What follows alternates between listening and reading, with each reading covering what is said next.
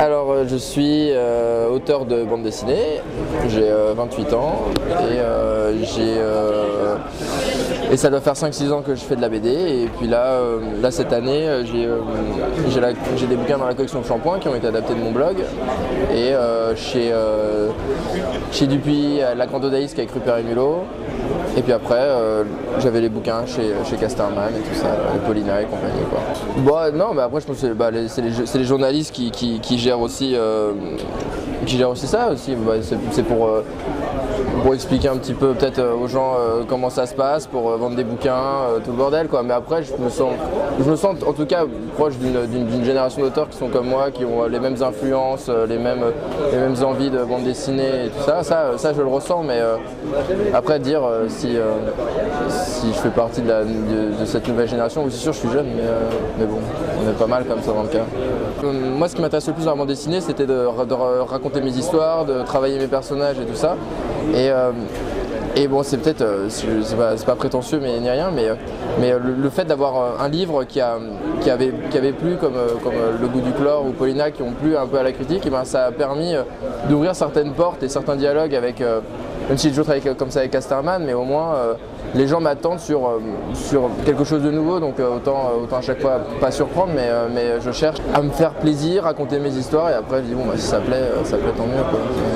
En fait, toutes ces questions-là, je me les pose pas forcément. Le truc, c'est que moi, je me dis juste, vraiment, c'est très simple pour moi. Je me dis, ok, la notoriété, certains succès avec des albums, ça m'aide juste à passer des projets plus ambitieux où je vais plus me mettre des plus gros trucs que normalement, quand tu arrives chez un éditeur avec ça sous le bras, il dit bah non, désolé, on prendra pas, quoi. Et donc moi, Paulina, juste après, je fais ma BD porno, c'est le meilleur moment pour le faire, quoi, parce que je peux pas le faire avant, parce que sinon elle sortira et elle sera vue par 40 personnes, quoi. Donc moi, je vois vraiment ça comme si c'était des sortes de points, des points d'XP qu'on accumule, et on se dit ok, c'est bon, là maintenant j'ai tout ça, vas-y, je vais me sortir une BD porno, là ça y est, je vais sortir un bouquin format manga. C'est ça qui m'intéresse. Je construis plus l'enchaînement des albums comme ça, quoi.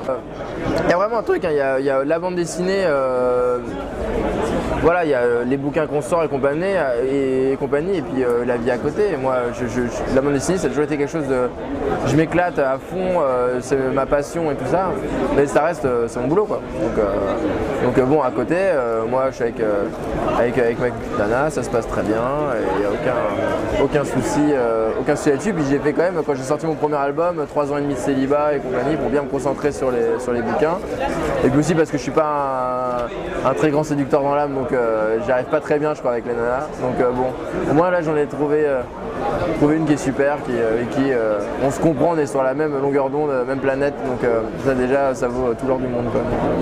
Alors ça je sais pas du tout, parce que je pense que ça c'est un peu vu que je passe un peu du coq à l'âne dans mes albums, j'essaie de bon, j'ai mon ton et je raconte mes histoires comme avec mon ton, sans forcément me dire bon bah tiens, ça va coller à telle cible, ça va coller à telle personne, tiens les gens demandent plus ça en ce moment, tiens c'est drôle, il y a des manifs, il y a la crise, on va parler de trucs financiers. Enfin non, je suis pas trop dans ce truc-là, je fais mes albums, donc c'est évident que je comprends complètement, par exemple, un bouquin comme Les Melons de la colère, c'est parce que c'est lui où il y a eu les retours les plus virulents.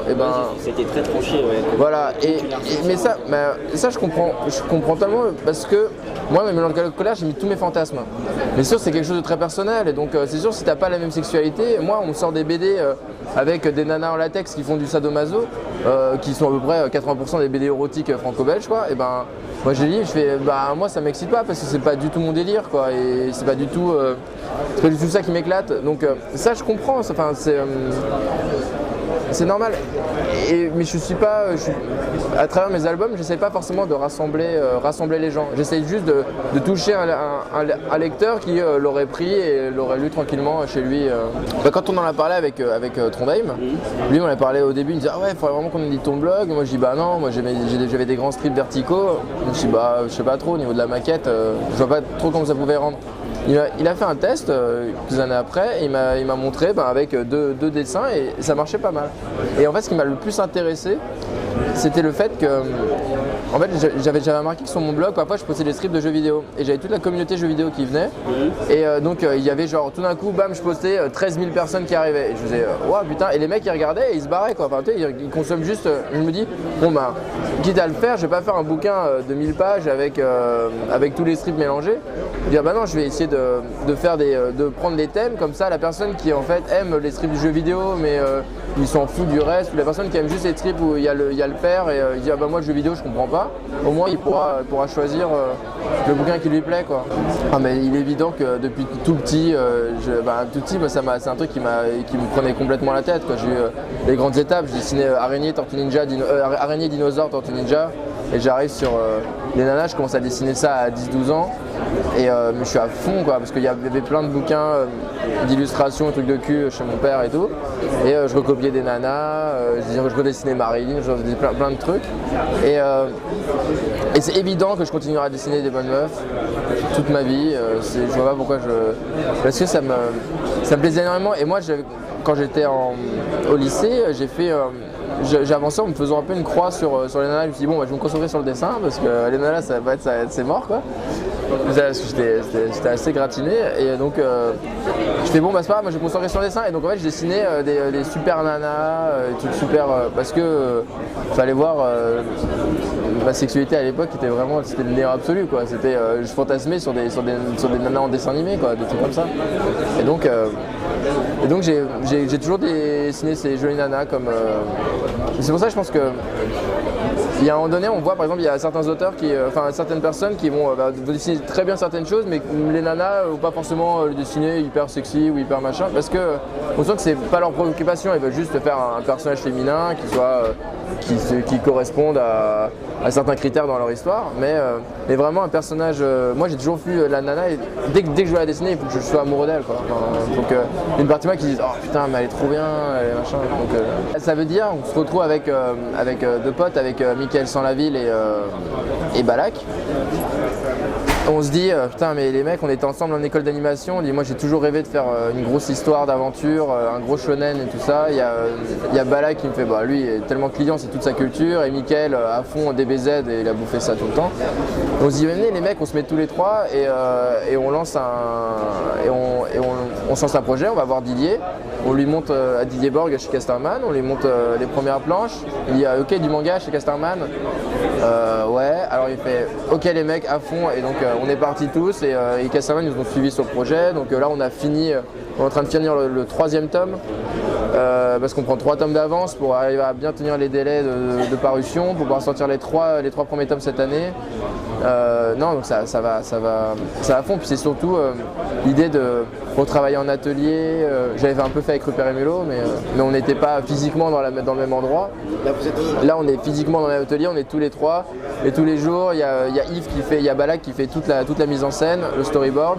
Moi je dirige un tout petit peu l'écriture et avec Mick on fait le dessin et on essaie de tomber les planches. Et là je me rends compte au bout du 3e tome, 600 pages, quand on a le plaisir de tenir des personnages sur autant de pages et de les faire évoluer dans une narration type manga, pas un truc feuilleton à suivre et tout ça.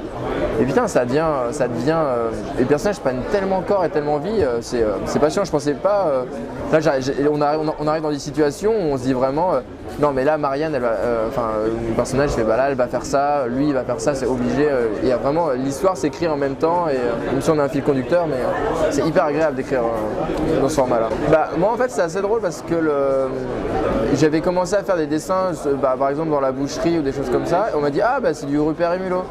Et à ce moment là je connaissais pas, j'ai peut-être dû voir une fois quelque chose, mais je connaissais pas du tout. Et en fait j'ai regardé, j'ai fait genre ah putain mais ouais, et tout de suite j'ai hyper accroché parce que ouais ça arrive hein, quand on dessine certaines choses, on a une mise en scène à peu près identique et tout ça, ben ça arrive complètement. Et j'ai hyper accroché sur leur boulot, et je les ai rencontrés une année ou deux après. Mais c'est sûr qu'il y avait une influence, et donc c'est sûr que quand après on s'est rencontrés, on est devenus super potes, et puis après on s'est dit bah tiens pourquoi on ferait pas un bouquin ensemble, et ouais c'est parti comme ça. Et moi je trouve que La Grande Odalisque ne serait graphiquement, parce qu'on est quand même à 3 dessus plus Isabelle Merlet aux couleurs, ça devient moi j'ai juste fait les personnages, mais graphiquement je trouve que c'est agréable, c'est une BD que je pourrais lire vraiment, enfin comment dire, en tant que lecteur et pas en tant que mec qui a fait la BD. C'est assez marrant parce que j'ai repris un trait qui ressemble beaucoup au leur, c'est plus moi qui ai calqué. Et ça c'est drôle que maintenant quand je fais les décors ou certains personnages secondaires dans mes BD, je fais... Ouais, et j'adore comment est-ce qu'ils dessinent, quoi. Normalement ouais, on prévoit ça va se sortir l'année prochaine je pense. Moi je joue Clo, Vega, la griffe. Et c'est la boule ton préféré aussi ou... De quoi? Non. Mais non, et donc je joue Vega, la griffe, et moi c'est mon perso préféré parce que au niveau du design et au niveau de sa personnalité et tout ça, j'adore ce personnage un peu méchant, androgyne, avec